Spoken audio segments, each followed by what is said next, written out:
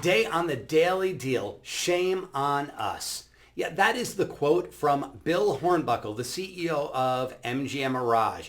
And what he's referring to is the way prices have got out of hand in Las Vegas. Now, how does this relate to Las Vegas real estate? Well, I'm going to tell you that right now. First, with the higher prices in our biggest industry, hospitality, tourists are not coming here as often. That creates layoffs in that industry, which means that people aren't buying homes as much. And again, it's our largest industry, especially those entry-level buyers, those first-time home buyers. That is really having an impact. Now, the second way that makes a major difference is in the rental market.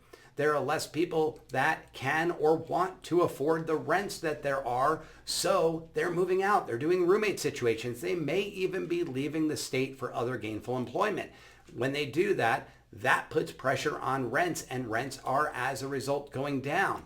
Now, for the mom and pop landlord, the person that owns 1, 2, maybe 3 homes, they're even thinking, I don't know about all this anymore. It's not even profitable. Let me just go ahead and sell the house. And when they do that, that puts more homes on the market. And when we have more homes on the market, that brings us to point number 3, which is supply and demand goes out of whack.